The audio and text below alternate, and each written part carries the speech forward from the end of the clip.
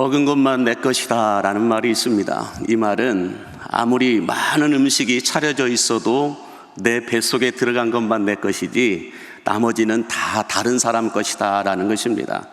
믿어지는 것만 내 것이다 라는 말이 있습니다. 이 말은 성경에 아무리 좋은 말씀들이 다 있어도 그 말씀이 믿어지는 것만 내 것이지 안 믿어지면 나와는 너무 먼 말씀이 될 수밖에 없다라는 말입니다. 바라기는 오늘 드려지는 예배를 통하여 하나님이 믿어지고 하나님의 말씀이 믿어지는 이 믿어지는 은혜가 여러분들에게 부어지게 되기를 간절히 바랍니다. 오늘 본문의 말씀은 우리가 너무나 잘 알고 있듯이 출애굽한 이스라엘 백성들에게 앞에는 홍해가 가로막고 있고 뒤로는 애국 군대가 쫓아오고 있습니다. 앞뒤 좌우 꽉 막혀버린 이 진퇴양난에 이스라엘 백성들이 빠지게 된 것입니다. 이런 상황을 가리켜 아포리아에 빠졌다라고 말하는데요. 이 아포리아라고 하는 말은 기원전 499년 이 500만 명이 넘는 페르시아 군대가 그리스를 침공했을 때 처음으로 사용했던 말이 이 아포리아라고 하는 말입니다. 이 아포리아라고 하는 말의 뜻을 보면 통로가 없는 상태, 길 없음의 상태, 위기보다 더 심각한 상태, 답이 보이지 않는 상태를 가리켜 말할 때 아포리아에 빠졌다라고 말하고 있습니다. 과거 이 대한민국의 역사에도 아포리아가 있었습니다. 일제강점기 시절과 6.25 전쟁, IMF 금융위기를 비롯하여 여러 가지 사건들을 통하여 대한민국에 길이 보이지 않는 아포리아가 있었던 적이 있습니다. 한국교회 안에도 여러 가지 일들이 있었습니다. 그리고 지금은 코로나19 바이러스의 장기화로 인하여서 한국교회 안에 다시 아포리아가 찾아왔다라고 말해도 틀리지 않을 것 같습니다. 이처럼 앞에는 홍해가 가로막고 있고 뒤로는 애국 군대가 쫓아오고 있는 위기보다 더 심각한 이 아포리아 상태 속에서 하나님의 사람 모세가 이 위기를 극복하기 위해서 선택한 방법은 무엇이었을까요? 그 첫 번째는 홍해와 애국 군대를 바라보지 않고 구원을 주시는 하나님을 바라보는 것이었다라는 것입니다. 오늘 본문 13절과 14절에 보면 이렇게 말씀합니다. 모세가 백성에게 이르되 너희는 두려워하지 말고 가만히 서서 여호와께서 오늘 너희를 위하여 행하시는 구원을 보라. 너희가 오늘 본 애굽 사람을 영원히 다시 보지 아니하리라. 여호와께서 너희를 위하여 싸우시리니 너희는 가만히 있을지어다 라고 말씀합니다. 이 두려움에 떨고 있는 이스라엘 백성들을 향해 모세가 했던 말은 너희는 두려워하지 말고 가만히 서서 너희를 위하여 행하시는 구원의 하나님을 바라보라 라고 말씀하고 있습니다. 여기서 구원의 하나님을 바라보라 라고 하는 말씀은 이 문제를 해결할 수 있는 분은 오직 하나님 한 분밖에 없다라고 말씀하고 있는 것입니다. 그러나 이미 아포리아 상태에 빠져버린 이스라엘 백성들은 홍해와 애국 군대만 바라보면서 이제 우리는 끝났다. 애굽의 매장지가 없어서 우리를 이 광야에서 죽게 하느냐, 애굽 사람을 섬기는 것이 이 광야에서 죽는 것보다 낫겠다라고 말하면서 모세를 향해 원망과 불평을 쏟아내었습니다. 여러분, 상황과 환경은 똑같은데 모세는 하나님을 바라보고 있고 이스라엘 백성들은 홍해와 애국 군대만 바라보고 있습니다. 이 모세와 이스라엘 백성들의 시각적 차이를 바라보면서 코로나 시대를 살아가고 있는 우리들이 놓치지 말아야 될 메시지가 있다고 한다면 무엇이 있을까요? 그것은 환경을 보고 하나님을 보면 불평과 원망이 나오지만 하나님을 보고 환경을 보면 절대 불가능을 절대 가능케 하시는 하나님의 능력이 나타남을 믿으시기 바랍니다.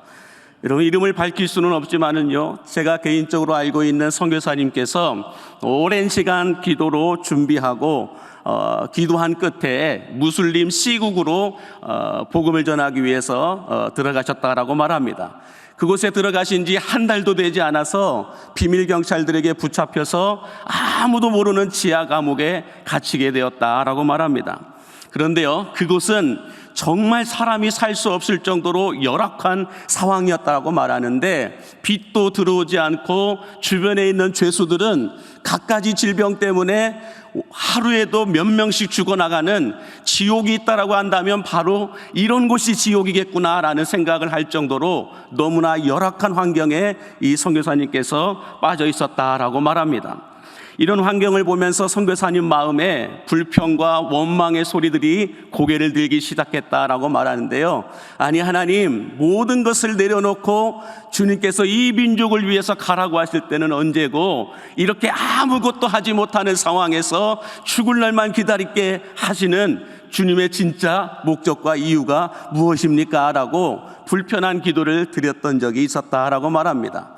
그렇게 한 3개월이 지났을 때쯤 하나님께서 선교사님의 눈을 열어서 그전에는 보지 못했던, 그전에는 깨닫지 못했던 하나님께서 보여주시는 그림을 보여주셨다라고 말하는데요. 그게 뭐냐면, 이 지하 감옥이 너무나 열악하다 보니까 식사 시간 외에는 교도관들이 한 번도 내려오지 않더라는 거예요. 아침에, 점심에, 저녁에 식사 주는 시간 외에는 교도관들이 한 번도 내려오지도 않고 CCTV 하나도 없었다라는 거예요. 그래서 보니 아무리 여기에서 마음껏 찬송을 하고 복음을 전해도 아무도 알지 못하더라는 거예요. 그래서 선교사님께서 그곳에서 마음껏 옆에 있는 죄수들에게 복음을 전하고 말씀을 가르쳤던 시간이 있었다라고 말하는데, 후에 오랜 시간이 지난 후에 선교사님께서 제3국으로 추방을 당하면서 함께 풀려난 죄수들이 몇 명이 있었는데요. 그 죄수들 가운데 한 명이 기가 막히게 그 도시의 시장으로 당선이 됩니다. 이 시장으로 당선된 이 죄수가 선교사님을 기억하고서는 선교사님을 수소문해서 이 도시에 와서 학교를 짓고 아이들을 가르쳐 주셨으면 좋겠다, 그리고 예배도 드릴 수 있도록 예배당까지 지어주셨다라는 말을 제가 들은 적이 있었는데요. 여러분, 이처럼 이스라엘 백성들처럼 환경을 바라보고 하나님을 바라보면 두려움의 노예가 되어서 불평과 원망만 나오지만, 모세처럼 하나님을 바라보고 환경을 바라보면 하나님이 되시는 구원의 길, 회복의 길, 축복의 길이 보이게 됨을 여러분 믿으시기 바랍니다. 위기보다 더 심각한 이 아포리아 상태 속에서 모세가 선택한 두 번째 방법은 약속의 말씀을 붙잡고 하나님께 기도하는 것이었습니다. 오늘 본문 15절에 보니까 이런 말씀이 있습니다. 여호와께서 모세에게 이르시되 너는 어찌하여 내게 부르짖느냐, 이스라엘 자손에게 명령하여 앞으로 나아가게 하고. 여러분, 위기보다 더 심각한 이 아포리아 상태 속에서 모세가 할 수 있는 걸 하시라곤 하나님 앞에 기도하는 것밖에 없었습니다. 모세가 이렇게 하나님께 부르짖어 간구하며 기도하자 하나님께서 16절에서 이렇게 말씀해 주십니다. 지팡이를 들고 손을 바다 위로 내밀어 그것을 갈라지게 하라. 이스라엘 자손이 바다 가운데서 마른 땅으로 행하리라 라고 말씀합니다. 여러분, 부르짖어 기도하는 모세에게 하나님은 마른 땅으로 행하리라, 길 없음의 상태를 길 있음의 상태로 바꾸어 주시겠다라고 약속의 말씀을 주십니다.